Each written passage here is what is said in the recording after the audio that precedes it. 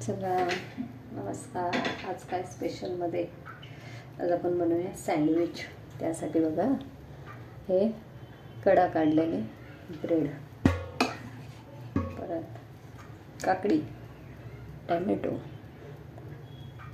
हे tomato sauce, butter, हे चाट मसाला, हे मॉयनीज सॉस, असे सॅशे मिळतात. आणि थोडं वेगळं म्हणून मी थोडंसं लिंबू रस घालते, परत एखादी थोडीशी मिरची घालते आणि कोथिंबीर घालते. आता या ब्रेडला सॉस, मॉयनीज आणि एका बाजूला सॉस लावून घेते.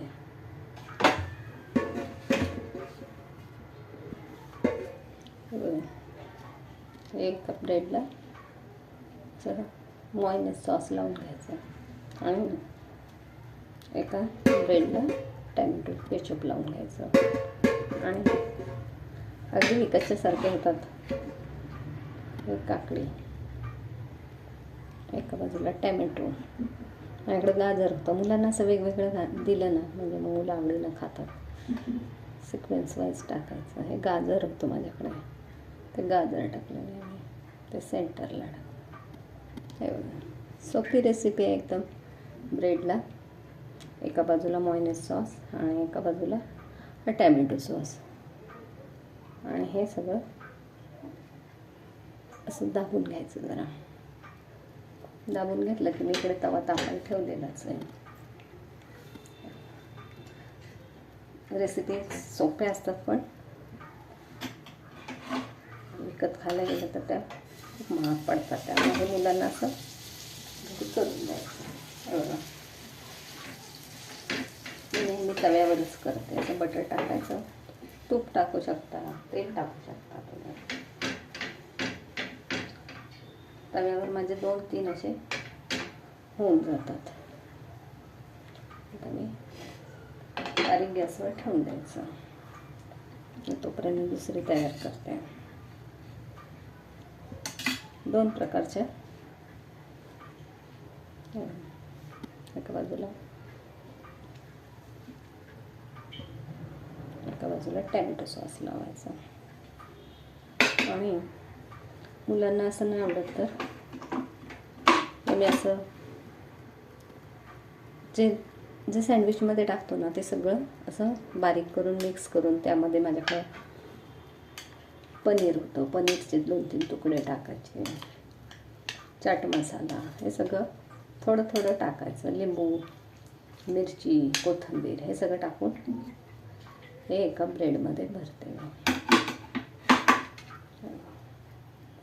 असं सुद्धा छान लागतं. तोपर्यंत इकडे लक्ष ठेवायचं. खूप क्रिस्पी होतात एकदम.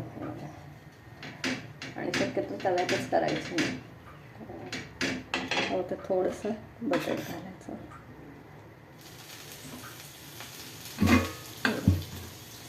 असं सगळं पसरून घ्यायचं. मुलांना असं वेगळं काही नाही काय करून दिलं की मुलं आवडीनं खातात. असं कडेला ठेवते. असं दाबून घ्यायचं जरा. हवं तर तुम्ही यामध्ये चीजसुद्धा घालू शकता. खूप क्रिस्पी लागतात. 5 मिनटं तरी लागतात. मुलं खूप आवडीनं खातात. एकदा नक्की करून बघा तव्यावरचे सँडविच. अगदी सोपी रेसिपी. एका वेळेस 3-4 होऊन जातात. अगदी तुम्ही आधी करायचं असेल तर ही तयारी आधी करून ठेवली आणि 1-2 मिनटं तरी ठेवायचं. ते असे क्रिस्पी आता ते बघा वरून दिसतातच. तूप घालू शकता किंवा बटर घालायचं किंवा मग हे बघा हा मऊ आहे, हा कसा क्रिस्पी झालेला आहे.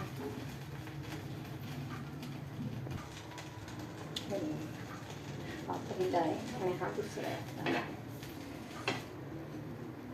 वा, मस्त एकदम. असे खमंग भाजायचे, जास्त जाळायचे नाही, बारीक गॅसवर ठेवायचं. एवढं असे क्रिस्पी होऊन जातात. आपण मग अशी बराच वेळ होतो, त्यामुळे त्याला पटकन आहे बघा कसा ब्राऊन कलर आलेला आणि असं दाबायचं जरा आणि मग ते आतलं जे हे असतं ना ते सॉफ्ट होऊन जातं. बारीक गॅसवर 1-2 मिनटं ठेवायचं. बघा तोपर्यंत मी दुसरा अजून एक सँडविच लावून घेते.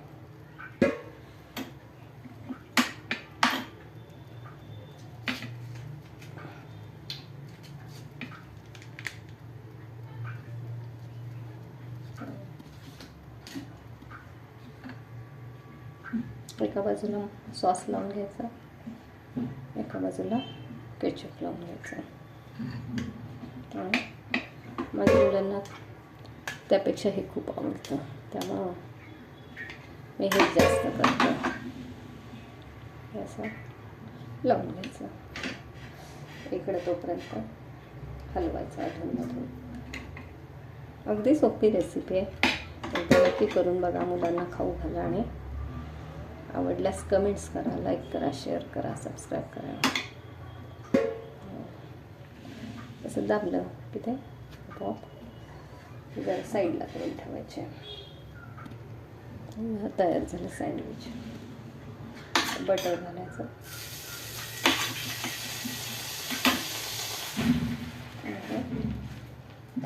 तिसरा कसं छान होतं, अजिबात सुटत नाही. कसा ब्राऊन रंग आलेला आहे, जरा जरा दाबून घ्यायचे.